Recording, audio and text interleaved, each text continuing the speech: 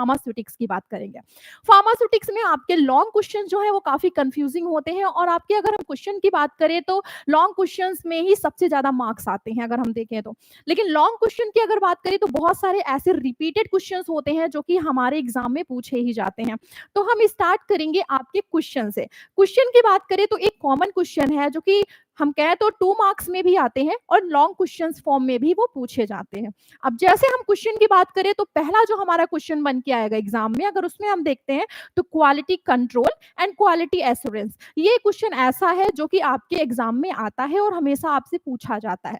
अब जैसे हम क्वालिटी कंट्रोल की बात करें तो क्वालिटी कंट्रोल और क्वालिटी एश्योरेंस की अगर हम बात करते हैं तो क्वालिटी कंट्रोल में क्या होता है। क्वालिटी कंट्रोल की अगर हम बात करें तो क्वालिटी कंट्रोल में अगर हम देखते हैं तो आपका क्या है, आपका 2 एसेंशियल एस्पेक्ट होते हैं। क्वालिटी मैनेजमेंट, आपकी किसी भी इंडस्ट्री की बात कर लें, जैसे कि अगर हम फूड इंडस्ट्री की बात करें या फिर फार्मास्यूटिकल इंडस्ट्री की बात करें, तो सब में आपकी क्यूसी एंड क्यूए दोनों का ही रोल होता है। अब जैसे क्वालिटी मैनेजमेंट मतलब उनकी क्वालिटी को हमें मैनेज करना होता है, चेक करना होता है।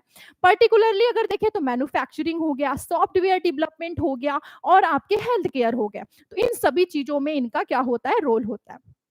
नेक्स्ट आते हैं, अब इसमें हम पहले स्टार्टिंग करते हैं क्वालिटी कंट्रोल से। क्वालिटी कंट्रोल में हम क्या करते हैं, क्वालिटी कंट्रोल की अगर हम बात करें तो प्रोसेस ओरिएंटेड आपका जो होता है अप्रोच होता है, जो कि फोकस करता है, किस चीज पे फोकस करा होता है, आपके आइडेंटिफाइंग के लिए। आइडेंटिफाइंग क्या करता है, डिफेक्ट्स जो भी आपके फाइनल प्रोडक्ट्स बनते हैं, जैसे मान लेते हैं दवाइयों की ही बात करते हैं, मैन्युफैक्चरिंग इंडस्ट्री में जो हमारी फाइनल प्रोडक्ट बनते हैं तो उसमें हम क्या चेक करते हैं, आइडेंटिफाई करते हैं उनके डिफेक्ट्स को। अब दूसरा इसी में आता है इन्वॉल्व, क्या क्या इन्वॉल्व, जैसे टेस्टिंग हो गया, इंस्पेक्शन हो गया, उसके बाद क्या कर रहे हैं, वेरिफिकेशंस कर रहे हैं, आप क्या इंश्योर करते हैं किसमें, आपके जो भी प्रोडक्ट्स बने होते हैं।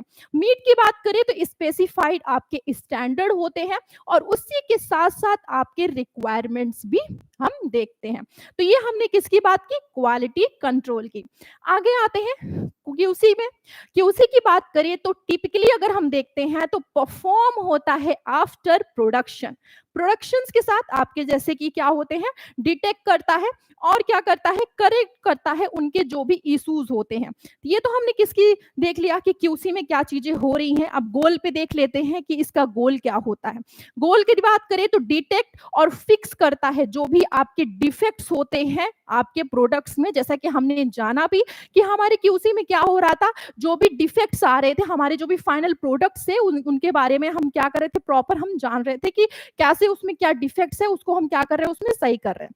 नेक्स्ट आते हैं टोल्स की बात कर लें। इसमें हम कैसे टोल्स, किन टोल्स का हम उपयोग कर रहे हैं, जैसे क्या इंस्पेक्शंस हो गया, उसके बाद हम कैसे करते हैं, किससे करते हैं, टेस्टिंग करते हैं। दूसरा चेकलिस्ट होता है और उसके बाद आता है आपका स्टैटिस्टिकल क्वालिटी कंट्रोल। ये हमारे टोल्स होते हैं। आगे आते हैं रिस्पॉन्सिबिलिटीज क्या क्या होती हैं इसके अंतर्गत। तो जैसे क्वालिटी कंट्रोल टीम होता है और आपके इंस्पेक्टर होते हैं, इन दोनों का क्या होता है, रिस्पॉन्सिबिलिटी होता है कि इनके डिफेक्ट जो भी आते हैं आपके प्रोडक्ट के, उनको उन्हें क्या करना होता है, सही करना होता है, सारी इश्यूज को क्या करना होता है, सही करना होता है। आगे आते हैं next quality control. Quality control को हम शॉर्ट में क्यूए भी बोलते हैं। अब क्यूए की बात करें तो क्वालिटी एश्योरेंस की अगर हम बात करें तो एक तरीके का आपका प्रोएक्टिव और आपका प्रोसेस होता है जो कि फोकस करता है, अप्रोच करता है, आपके एम्स को क्या कर रहा है, इंप्रूव कर रहा है, इंप्रूव कर रहा है और इंश्योर भी कर रहा है।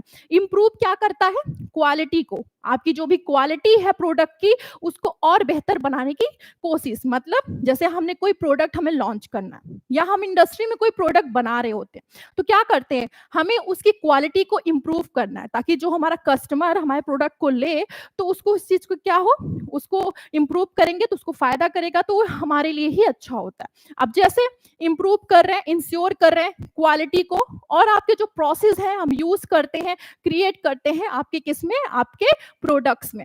दूसरा इन्वॉल्व होता है स्टेबलाइजिंग आपका अगर देखें तो सिस्टमैटिक एक्टिविटी और प्रोसीजर, उसी से क्या होता है, प्रिवेंट करता है, रोकता है जो भी आपके डिफेक्ट्स होते हैं। किसके दौरान हो रहा है, डेवलपमेंट के दौरान और आपके प्रोडक्शन के दौरान। और डेवलपमेंट प्रोडक्शन किसका हो रहा है, हमारे प्रोडक्ट्स का। आगे आते हैं गोल की बात करें आपके क्यूए के अंतर्गत, इसका गोल क्या होता है, तो इसका गोल होता है प्रिवेंट करना डिफेक्ट, डिफेक्ट के साथ इंप्रूव भी करता है क्या, आपके प्रोसेस को। नेक्स्ट इसमें हम देखेंगे कि हम इसके अंतर्गत किन टूल्स का इस्तेमाल करते हैं। तो इसमें हम देखते हैं ऑडिट्स, प्रोसेस चेकलिस्ट करते हैं कि जो प्रोसेस का हम उपयोग किए हैं आपके प्रिपरेशंस के दौरान वो सही है कि नहीं। स्टैंडर्ड डेवलपमेंट करते हैं और उसके साथ साथ हम ट्रेनिंग्स भी देते हैं। तो ये हमारे टूल्स के अंतर्गत आते हैं। रिस्पॉन्सिबिलिटी की बात कर ले तो रिस्पॉन्सिबिलिटी में क्या होता है, एवरीवन आपके जो होते हैं इन्वॉल्व होते हैं, मतलब सभी जो होते हैं आपके इसके अंतर्गत, इस प्रोसेस के अंतर्गत इन्वॉल्व होते हैं। नेक्स्ट आता है, स्पेशली अगर हम देखें इसमें इन्वॉल्वमेंट की बात करें तो आपका जो क्यूए टीम होता है वो इसमें जरूर इन्वॉल्व होता है। आगे आते हैं समरी की बात कर लें कि क्यूए एंड क्यूसी ये तो हमने डिटेल में जान लिया, लेकिन अब इसके हम समरी की बात करते हैं। समरी की बात करें तो आपका क्यूसी जो होता है अबाउट अगर हम देखते हैं तो आइडेंटिफाइंग करता है और आपका करेक्ट करता है डिफेक्ट जो भी आपके प्रोडक्ट्स में होते हैं। जब वो जान जाता है कि हाँ हमारे इस प्रोडक्ट में ये डिफेक्ट आ रहा है तो उसको वो सुधार करता है। आगे आते हैं क्यूए के अंतर्गत देखें तो क्यूए में क्या होता है, अबाउट इंप्रूविंग, जो भी आपके प्रोसेस होते हैं उसको क्या कर रहा है, इंप्रूवमेंट ला रहा है। दूसरा प्रिवेंट करता है, आपके जो भी डिफेक्ट्स होते हैं उसके दौरान उन सब चीजों को वो रोकता है। नेक्स्ट दोनों की बात करें तो क्रूशियल आपके अगर हम देखते हैं तो डिलीवरिंग हाई क्वालिटी, दूसरा रिलिएबल होता है, उसके साथ साथ सेफ प्रोडक्ट और सर्विसेज प्रोवाइड करना। ये सारे हमने क्यूए एंड क्यूसी के बारे में हमने जाना प्रॉपर। अब हम बात कर लेते हैं इसी के साथ आपके नेक्स्ट क्वेश्चन जो आपके एग्जाम में पूछे जाते हैं। पूछे क्या जाते हैं, इसमें से कई सारे क्वेश्चंस हैं जो कि पूछ लिए जाते हैं, एक एक करके हम इसको समझेंगे कि कैसे पूछे जाते हैं। अब जैसे हमारा एक लॉन्ग क्वेश्चन बन के आया कि हमें एक शॉर्ट नोट लिखना है। शॉर्ट नोट मतलब चैप्टर 2 है आपके डी फार्मा में, फार्मास्यूटिक्स की हम बात करें तो उसमें आपसे पूछ लिया जाता है फार्मास्यूटिकल पैकेजिंग। पैकेजिंग से रिलेटेड कभी कभी ग्लास के बारे में भी पूछ लेते हैं, कभी कभी प्लास्टिक के बारे में। मोस्ट ऑफ द क्वेश्चन जो आपके बन के आते हैं अगर हम देखें तो आपके ग्लास के बारे में आता है। अब जैसे हम बात करें तो फार्मास्यूटिकल पैकेजिंग और हम जानेंगे डिफरेंट टाइप्स के जो आपके पैकेजिंग मटेरियल्स यूज किए जाते हैं फार्मास्यूटिकल्स में, मतलब ड्रग बनाते समय उनकी पैकेजिंग में। अब जैसे हम बात कर लेते हैं आपके फार्मास्यूटिकल पैकेजिंग के बारे में। फार्मास्यूटिकल पैकेजिंग की अगर हम बात करें तो इसमें रिफर होता है आपके वेरियस पैकेजिंग प्रोसेस जिसका हम यूज करते हैं। अब इसकी क्या जरूरत पड़ गई, जैसे हम कोई ड्रग बनाते हैं तो उसको अलग अलग तरीकों से हमें पैकेजिंग करनी होती है। अगर हम नहीं करेंगे तो जो हमने प्रोडक्ट्स बनाए हैं हमारे वो प्रोडक्ट्स क्या होंगे, खराब हो जाएंगे। अब जैसे कैसे इसको समझते हैं, फार्मास्यूटिकल पैकेजिंग की अगर हम बात करते हैं तो उसमें हम रिफर करते हैं, बहुत सारे प्रोसेस होते हैं, किस लिए करते हैं, क्यों होता है, तो प्रोटेक्ट, प्रिजर्व और प्रेजेंट जो भी आपके मेडिकेशंस होते हैं डिस्ट्रीब्यूशंस के लिए और उनके यूज के लिए, तो हम क्या करते हैं इन सभी प्रोसेस का इसीलिए यूज कर रहे हैं। अब इंश्योर की बात कर ले, इंश्योर क्या करना होता है, तो प्रोडक्ट की स्टेबिलिटी, सेफ्टी और उसके कॉम्प्लियंस, इन सारी चीजों के साथ साथ उनकी रेगुलेटरी रिक्वायरमेंट्स, तो ये सारी चीजें हमें इंश्योर करने की जरूरत होती है। आगे गुड पैकेजिंग की बात करें, good packaging in the sense safe guard होता है आपके ड्रग का आपके फिजिकल डैमेज से। मान लीजिए कोई ड्रग है, अगर उसको पैकेजिंग सही से नहीं हुई है तो उसके फिजिकल डैमेज होने के भी चांसेस होते हैं। आगे कंटामिनेशंस का और डिग्रेडेशन का, तो इससे क्या हो जाएगा, नहीं तो कॉज हो जाएगा, कॉज के साथ साथ क्या, जैसे इन्वायरमेंटल फैक्टर्स हो जाएंगे, लाइक जैसे मॉइस्चर, लाइट, एयर। तो आपने देखा भी होगा दवाइयों के पीछे लिखा भी होता है कि आपको इसको जो है रेफ्रिजरेटर में रखना है। कुछ दवाइयां ऐसी होती हैं जिसको जो है आपको मॉइस्चर, लाइट, इन सभी चीजों से दूर रखना होता है, तो ड्राई प्लेसेस पे रखना होता है। तो ये सारी चीजें आपको उसमें दिखता होगा। आगे आते हैं फार्मास्यूटिकल पैकेजिंग की बात करें तो कैटेगराइज किया गया है आपके, अगर हम देखें तो पहला आता है आपका प्राइमरी पैकेजिंग। प्राइमरी पैकेजिंग आप जैसे सिरप लेते हैं, मान लीजिए आप मेडिकल स्टोर पे जाते होंगे तो आप देखते होंगे, फॉर एन एग्जांपल आप कहते होंगे कि हमें एक टैबलेट चाहिए, या फिर आप कहते होंगे कि हमें एक पैरासिटामोल का आप एक पत्ता दे दो, तो वो क्या हो गया, वो आपके प्राइमरी में आता है। जैसे कि आपने कोई दवाइयाँ ली, आप जैसे देखते होंगे आपकी जो दवाइयाँ होती होंगी ऐसे पैकेजिंग में होती होंगी, उसके ऊपर प्रॉपर ब्लिस्टर्स लगे होते होंगे, तो ये जो ऊपर का होगा जो कि डायरेक्ट कॉन्टैक्ट कर रहा है आपके पैकेजिंग से, तो ये किसके अंतर्गत आ रहा है, ये आपके प्राइमरी के अंतर्गत आ रहा है। अब इसी में दूसरा आता है सेकेंडरी पैकेजिंग। सेकेंडरी पैकेजिंग का मतलब है कि जैसे कि आपने देखा होगा एक बॉक्स में मान लीजिए 10 आपके रखे होंगे, 10 पत्ते रखे होंगे। अब ये आपका बॉक्स हो गया। बॉक्स के ऊपर आपने देखे होंगे कि प्रॉपर फॉर्मुलेशंस, इंस्ट्रक्शंस, सारी चीजें सब लिखी होती हैं। तो ये जो आपके ऊपर का आ गया, ये आपका क्या हो जाएगा, सेकेंडरी हो जाएगा। इसी को हम बोलते हैं सेकेंडरी। अब टर्सरी क्या होता है, टर्सरी की बात करें तो बल्क हैंडलिंग। अब इसकी उपयोग मोस्टली हम देखें तो इसकी जरूरत क्यों पड़ती है, ट्रांसपोर्टेशन के दौरान। अब जैसे हमने बल्क अमाउंट में कोई ड्रग्स लिया तो उसको हमें ट्रांसपोर्टेशन करने के लिए यूज करना है, तो किस लिए आता है, आपका टर्सरी में आता है। नेक्स्ट हम आ जाते हैं नेक्स्ट क्वेश्चन की तरफ कि हमारा नेक्स्ट क्वेश्चन क्या होने वाला है। तो नेक्स्ट क्वेश्चन में हम देखेंगे आपके फार्मास्यूटिकल मटेरियल्स कौन कौन से हैं जिनका हम यूज करते हैं। अब जैसे यूज की बात करें तो जैसे ग्लास हो गया जो कि कॉमन है, एग्जाम में आता है और आपके 2 मार्क्स में भी पूछ लिए जाते हैं ग्लास के कितने टाइप्स के आपके ग्लास हैं जो कि फार्मास्यूटिकल्स में यूज किए जाते हैं। अब जैसे ग्लास में जैसे आपका इसमें शॉर्ट में दिया है, इसके प्रॉपर लेक्चर्स आपको मिल जाएंगे, आप यूट्यूब पे देख सकते हैं। अब जैसे हम ग्लास की बात करें तो कॉमनली हमने यूज किया है आपके, अगर ग्लास की बात करें तो आपके वॉयल्स, एम्पुल्स और आपके बॉटल्स, मोस्टली आपने इंजेक्शंस वगैरह में देखे होंगे। आगे आते हैं केमिकली इनर्ट होता है, नॉन रिएक्टिव होता है और आपका इम्परमिएबल भी होता है। ये तो हमने नॉर्मली जान लिया ग्लास क्या है। अब इसके बाद टाइप्स पे आते हैं तो आपका मेनली जो आपका टाइप्स होता है ग्लास का उसमें बात करें तो पहला आता है टाइप 1 जिसके अंतर्गत आपका बोरोसिलिकेट ग्लास होता है, मोस्टली फार्मास्यूटिकल्स में हम इनका यूज करते हैं बहुत ज्यादा। टाइप 2 होता है और टाइप 3 जिसको हम कहते हैं सोडा लाइम ग्लास। तो ये आपके मेनली 3 टाइप्स होते हैं। आगे आते हैं कि इसके हम एडवांटेज जान लेते हैं, आखिर इसके क्या उपयोग, अगर इसको हम उपयोग करते हैं आपके ग्लास का तो इसका क्या फायदा है।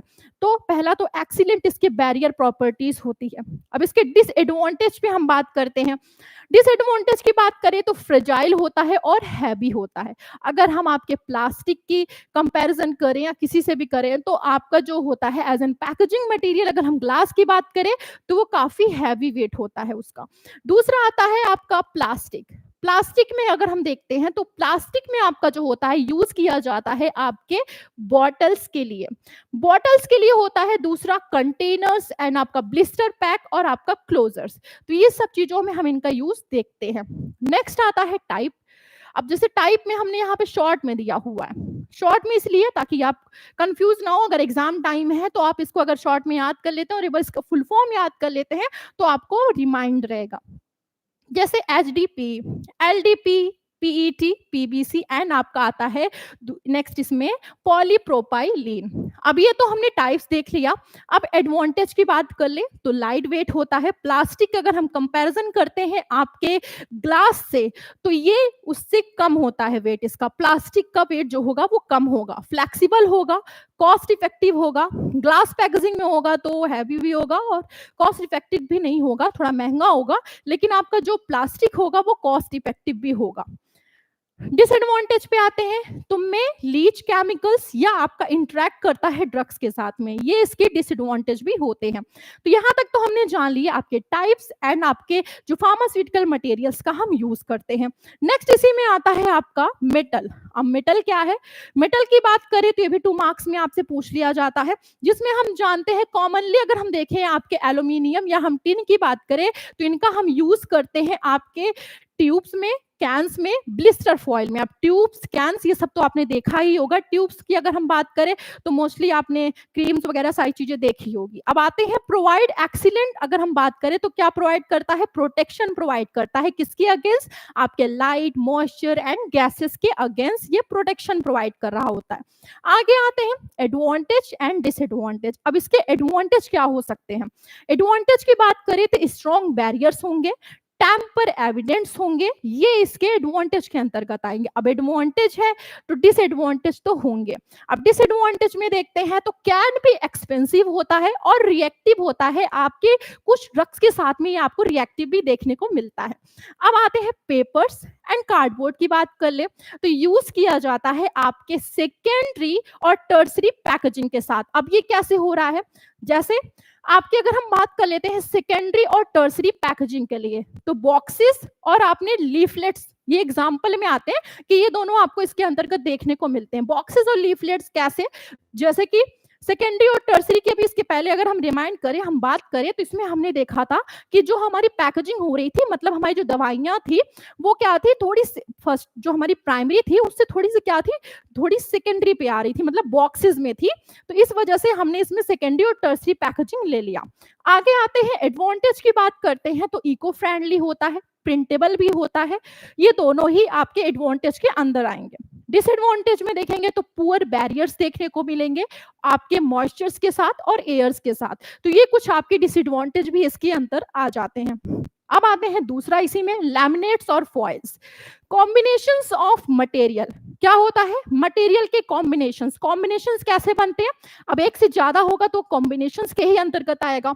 तो कॉम्बिनेशंस ऑफ मटेरियल जैसे प्लास्टिक, एल्यूमिनियम, पेपर, बहुत सारे पैकेजिंग आपने देखे होंगे जिसके अंतर्गत क्या होता है, पैकेजिंग के कॉम्बिनेशंस भी होते हैं। कॉम्बिनेशंस में जैसे एग्जांपल प्लास्टिक, एल्यूमिनियम, पेपर हम यूज कर रहे हैं आपके अगर देखें तो सैकेट्स और आपके ब्लिस्टर पैक्स में, तो ये आपके इसके अंतर्गत आ गए। अब ऐसे आते हैं एडवांटेज की बात करते हैं। अब एडवांटेज से पहले एक चीज समझते हैं, जैसे एग्जांपल ही ले लेते हैं, हमने एक कोई दवा लिया, उसका बॉक्स है, तो बॉक्स आपको किस में देखने को मिल रहा है, पेपर। अब उसी के अंतर्गत हमने ब्लिस्टर की बात कर ली तो किस में आ गया, आपके प्लास्टिक, एल्यूमिनियम। तो ये किस में हो गया, सिरप में भी ले सकते हैं। सिरप क्या होता है, आपका प्लास्टिक होता है और उसके जो पैकेजिंग होती है बाहर की वो क्या होती है, पेपर।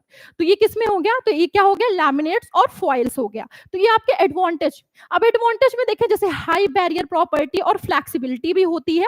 डिसएडवांटेज की बात करें तो आपका इसमें हम देखते हैं नॉन बायोडिग्रेडेबल होता है, हार्डर होता है अगर हम देखें इसमें रिसीव में। यहां तक हमने क्लियर कर लिया टॉपिक को। अब हम आई होप आपको ये सारे क्वेश्चंस क्लियर होंगे। अगर इसमें से कुछ भी पूछते हैं, अगर आपको माइंड में आता है, याद रहेगा तो आप आराम से लिख सकते हो, बहुत टफ नहीं है, बहुत ही अगर देखें तो बहुत ही सरल है। आगे आते हैं नेक्स्ट क्वेश्चन की तरफ। तो हमने इसमें से कौन कौन से पहले कवर किया ये हम क्लियर करते हैं। अब इसमें हम देखते हैं तो पहले तो हमने quality control and quality assurance के बारे में प्रॉपर हमने जान लिया। आगे आते हैं तो हमने पैकेजिंग मटेरियल के बारे में भी डिस्कस किया, उसके डिफरेंट टाइप के जो आपके पैकेजिंग मटेरियल थे उस पर भी हमने बात किया।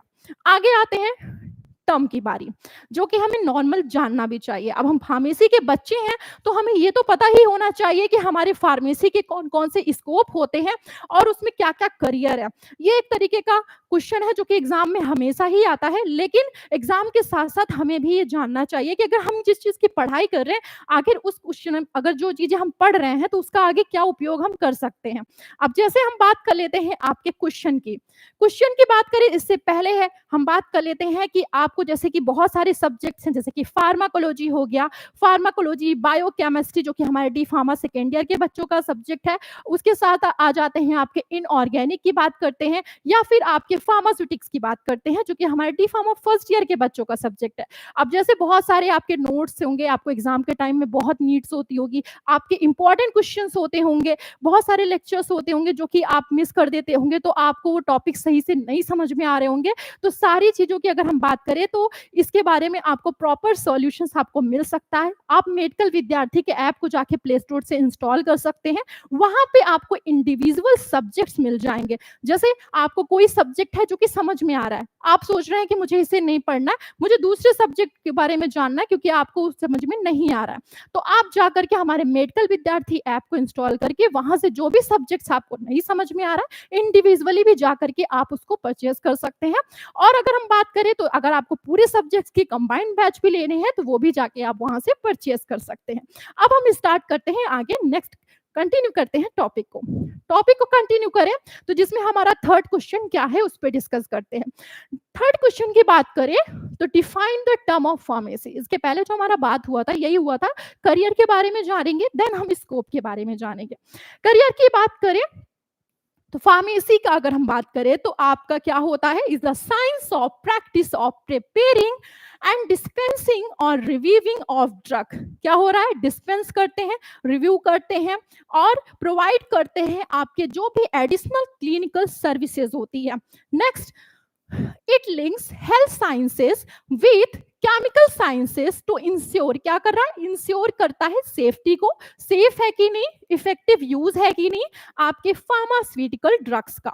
नेक्स्ट आते हैं आपके फार्मासिस्ट की अगर हम बात करें तो एक इंपॉर्टेंट रोल है जो कि आपका प्ले करता है आपके पेशेंट्स केयर में, उसी के साथ साथ ये इंश्योर भी करता है कि आपका जो प्रॉपर हम यूज कर रहे हैं, आप जो मेडिकेशंस यूज कर रहे हैं वो सही है कि नहीं, उसके साथ साथ प्रमोट करता है आपके हेल्थ और वेलनेस को। ये तो नॉर्मली हमने समझ लिया कि जो आपके फार्मेसी है उसमें क्या चीजें हो रही हैं। आगे आते हैं नेक्स्ट। अब नेक्स्ट देखें तो स्कोप की अगर हम डिटेल में बात करते हैं तो काफी लेंदी और बड़ा हो जाएगा, इससे रिलेटेड आपकी बहुत सारी वीडियोस हैं जो कि ऑलरेडी बन चुकी है, लेकिन हम एक बार समझ लेते हैं। अब फार्मासिस्ट की बात करें, जॉब अपॉर्चुनिटी या वर्क एरिया दोनों बोल सकते हैं। अब इसमें हम देखेंगे तो प्रैक्टिस सेटिंग आता है मेनली, सेकेंड आता है अदर सेटिंग एंड थर्ड आता है आपका इंडस्ट्री। ये तीन होती हैं। अब इसमें अगर हम प्रैक्टिस सेटिंग की बात करें तो इसके अंतर्गत आपका आता है कम्युनिटी एंड नेक्स्ट आपका क्लिनिकल एंड आपका आता है हॉस्पिटल्स। क्लिनिक्स में आपने देखा होगा फार्मासिस्ट को, दूसरा आपका आता है हॉस्पिटल, हॉस्पिटल्स में भी आपने देखा ही होगा। आगे आते हैं अदर सेटिंग, अदर सेटिंग्स में आपका आता है एकेडमिक्स, एकेडमिक्स के साथ साथ आपका आता है रेगुलेटरी एंड क्लिनिकल रिसर्च। अब इसमें हम देखते हैं एकेडमिक्स की बात करें तो एकेडमिक्स में आपका रिसर्च भी होता है, टीचिंग भी होता है, कुछ लोगों को टीचिंग में इंटरेस्ट है तो वो टीचिंग में भी जा सकते हैं। आगे आते हैं इंडस्ट्री, तो इंडस्ट्री में तो बहुत सारे ही स्कोप हैं। अगर आपने फार्मेसी कर रखा है तो इंडस्ट्री में आपको जिस लाइन में जाना है आप जा सकते हैं, जैसे प्रोडक्शन में आप जा सकते हैं। प्रोडक्शन के बाद R&D डिपार्टमेंट होता है, उसके अंतर्गत आपके दो होते हैं, पहला आता है फॉर्मुलेशन, उसके बाद आता है आपका बल्क ड्रग्स, तो ये दोनों में आप जा सकते हैं। क्वालिटी एश्योरेंस जो कि इसके पहले हमने क्वेश्चंस भी पढ़े थे, उसके अंतर्गत क्या होते हैं, अगर आपको अच्छा लग रहा है, इंटरेस्ट है तो आप उसमें भी अप्लाई कर सकते हैं। आगे आते हैं क्वालिटी कंट्रोल, फिर आता है आपका पैकेजिंग में भी जा सकते हैं एंड आपका sales and marketing and regulatory. तो ये सारे हमने किसकी बात की, जॉब अपॉर्चुनिटी की बात की जिसमें आप जा सकते हैं अगर आपने फार्मेसी कर रखा है। यहां तक हमने क्लियर किया।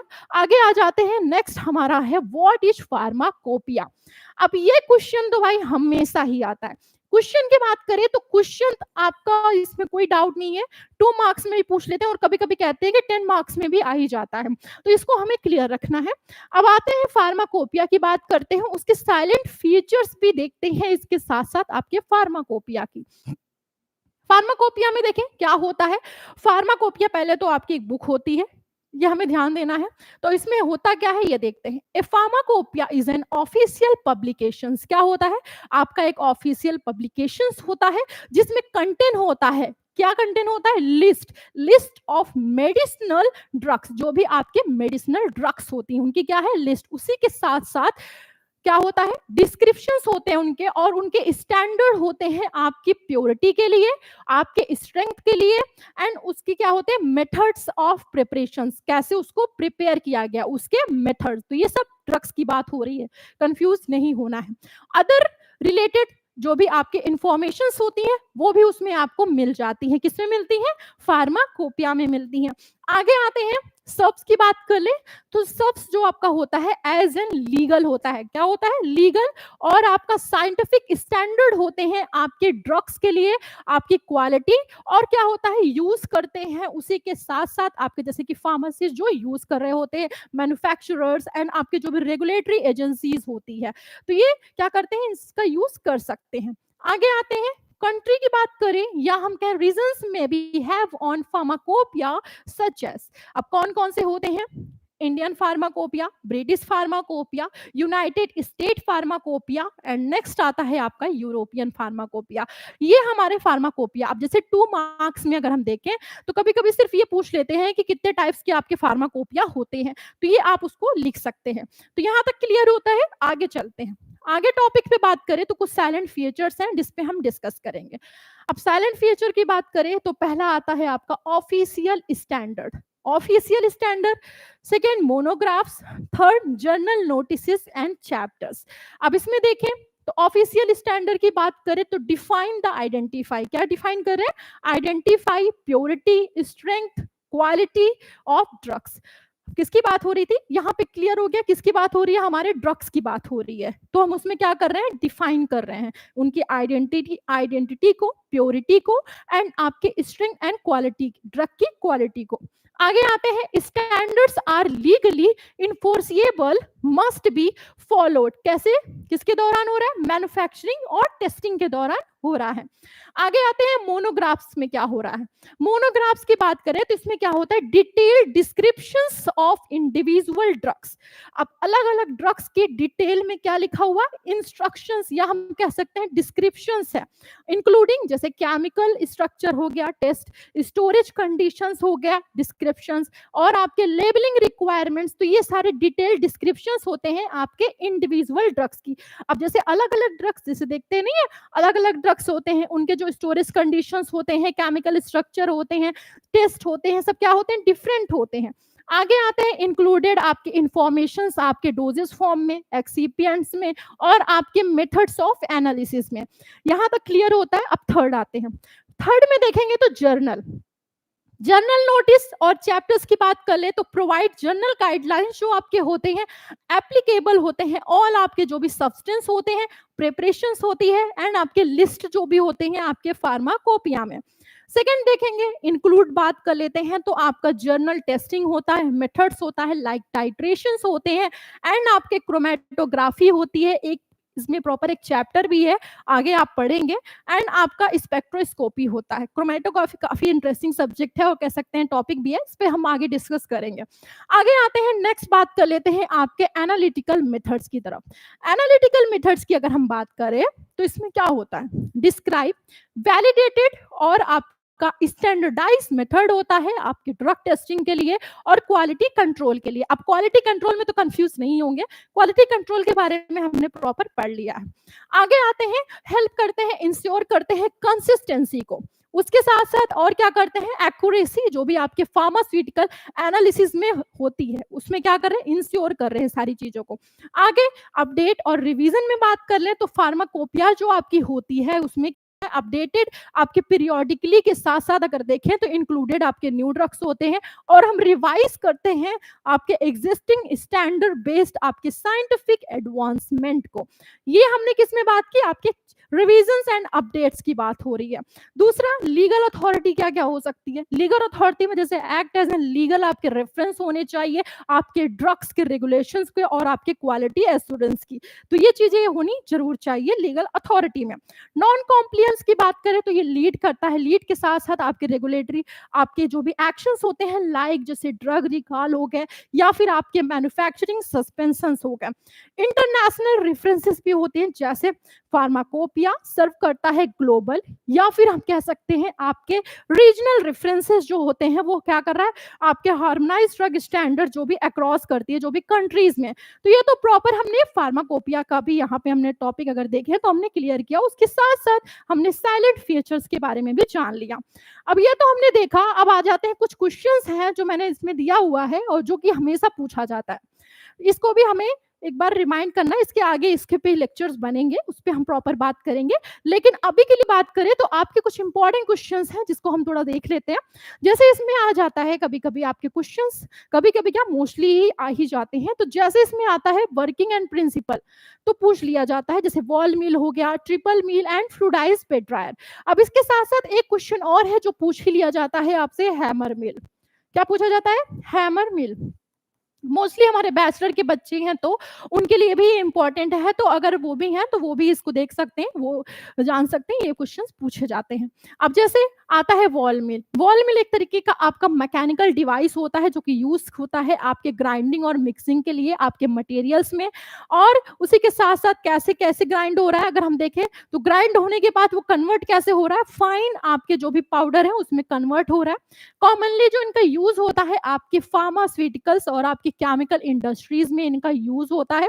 नेक्स्ट आते हैं प्रिंसिपल की तरफ, तो इनका जो वर्क होता है अगर हम बात करें आपके प्रिंसिपल में तो क्या होता है, इम्पैक्ट और एट्रिशन, ये जो चीजें हमें याद रखनी है, इम्पैक्ट हो रहा है और क्या हो रहा है, उसके साथ साथ एट्रिशन हो रहा है। और ग्राइंडिंग की बात करें तो इसमें वॉल जो होता है आपका फॉल होता है और क्या हो रहा है, बैक हो रहा है, आफ्टर लिफ्ट हो रहा है, जिसकी वजह से क्या कर रहा है, रोटेट कर रहा है, रोटेटिंग सिलेंडर में क्या कर रहा है, रोटेट कर रहा है। दूसरा, वर्किंग मेथड्स की बात करें तो होलो आपके सिलिंड्रिकल सेल रोटेट होता है अबाउट आपके एक्सिस में, एक्सिस इन द सेंस ऊपर की तरफ। सेल बॉल, मटेरियल्स की बात करें तो मटेरियल्स जो होते हैं आपके किस में हो जाते हैं, ग्राउंड्स में हो जाते हैं।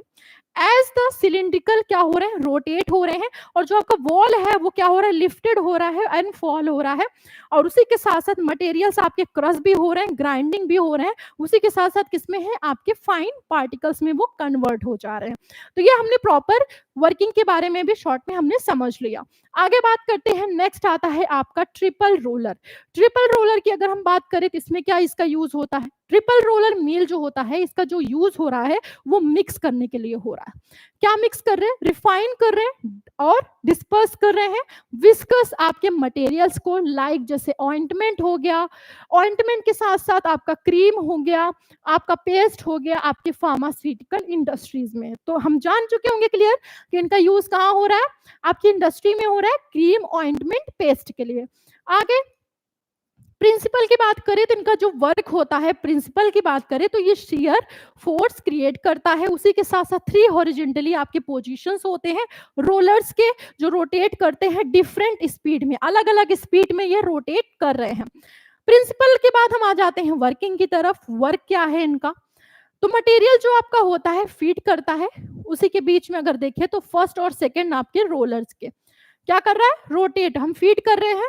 उसके बाद आते हैं पास करने की बारी। अब जैसे पास जो हो रहा है थ्रू द किस में होता है, गैप होते हैं जिसमें क्या हो रहा है, पास हो रहा है। उसके साथ साथ शियर फोर्स आपका ब्रेक होता है, ब्रेक डाउन होने के साथ साथ आपके जो पार्टिकल्स होते हैं वो क्या हो जा रहे हैं, मटेरियल्स को मिक्स कर दे रहे हैं, तो ये उसमें हो रहा है। अब प्रोसेस की बात करें तो रिपीटेड होता है, किसके बीच में हो रहा है, सेकेंड और आपके थर्ड रोलर में, आपके किसके लिए हो रहा है, फाइनल डिस्पर्जन और यूनिफॉर्मिटी के लिए हो रहा है। तो यहां तक हमारा जो है टॉपिक क्लियर होता है। अब नेक्स्ट आता है हमारा fluidised bed dryer. Fluidised bed dryer की बात करें तो एक तरीके का आपका इक्विपमेंट्स होता है जिसका हम यूज करते हैं ड्राई ग्रैनुलर या पाउडरी मटेरियल्स के लिए आपके फार्मास्यूटिकल्स में। अब इसका यूज कहाँ कहाँ हो रहा है, इसमें लिखा है फूड में भी हो रहा है और केमिकल इंडस्ट्रीज में भी हो रहा है, दोनों जगहों पे इनका हम यूज करते हैं आपके फ्लूइडाइज्ड बेड ड्रायर का। अब आ जाते हैं प्रिंसिपल की तरफ। तो आपका जो एफबीडी, अब कभी कभी एग्जाम में शॉर्ट में पूछ लेता है एफबीडी, तो बच्चे कंफ्यूज हो जाते हैं और उनका एक क्वेश्चन छूट जाता है एफबीडी, तो शॉर्ट में कभी कभी एफबीडी लिख देते हैं और कभी कभी पूरा नेम लिख देते हैं फ्लूइडाइज्ड बेड ड्रायर। तो इनका जो वर्क होता है, अगर हम प्रिंसिपल की बात करें तो फ्लूइडाइजेशन होता है, जैसे कि क्या करता है, हॉट एयर जो आपका होता है पास होता है, किसके थ्रू पास होता है, आपके परफोरेटेड बेड के द्वारा, और उसी में क्या होता है, किससे, आपके मॉइस्ट जो भी पार्टिकल्स होते हैं।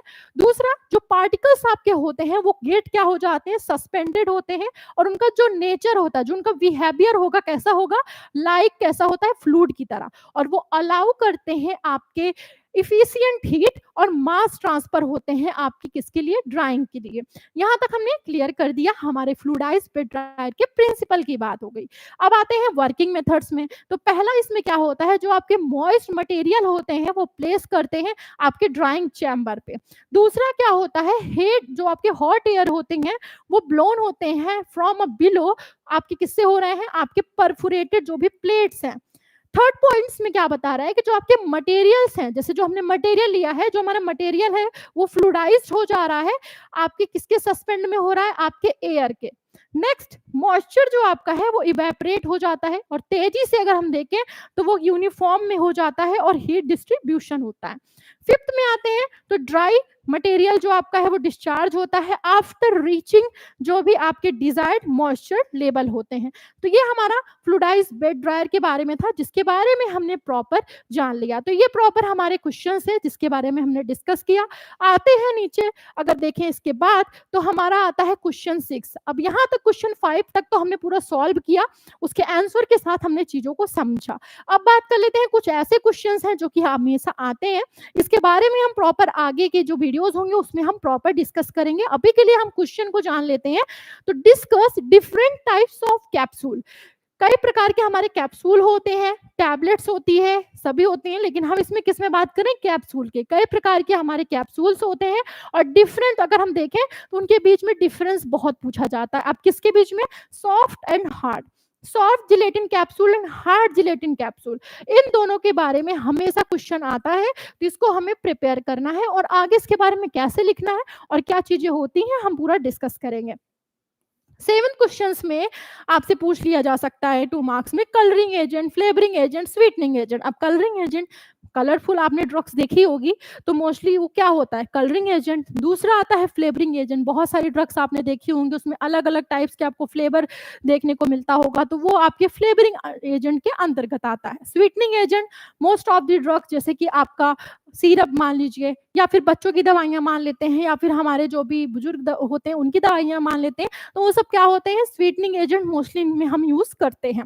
अब जैसे आपके च्युइंग टैबलेट्स हो गए, तो इन सब में भी हम इनका यूज़ करते हैं। तो ये तो प्रॉपर थे जिसके बारे में हमने जान लिया। अब जैसे कि आपके एग्ज़ाम में बहुत कम समय बचा है, इसके पहले भी हमने इस पे एक बार बात की थी, लेकिन एक बार फिर से बात कर लेते हैं। जैसे कि एग्ज़ाम में आपके बहुत कम टाइम बचा है और आपको प्रॉपर लेक्चर्स, वीडियोज़ एंड आपके इम्पोर्टेंट क्वेश्चन चाहिए। तो जैसा कि मैंने बताया कि आप प्ले स्टोर पर जाकर हमारे ऐप को इंस्टॉल कर सकते हैं। अभी इस टाइम पे आप करते हैं तो आपको कंबाइंड बैच और एग्जाम प्रिपरेशन बैच मिलेंगे। इंडिविजुअल सब्जेक्ट करना चाहते हैं तो भी आपको कोई प्रॉब्लम नहीं है, आप 99 रुपीज़ में जाकर के वहाँ से परचेस कर सकते हैं। अब हम बात कर लेते हैं आगे हमारा क्या लेक्चर होगा, तो हम मिलते हैं नेक्स्ट वीडियो के लेक्चर में। तब तक के लिए थैंक यू सो मच।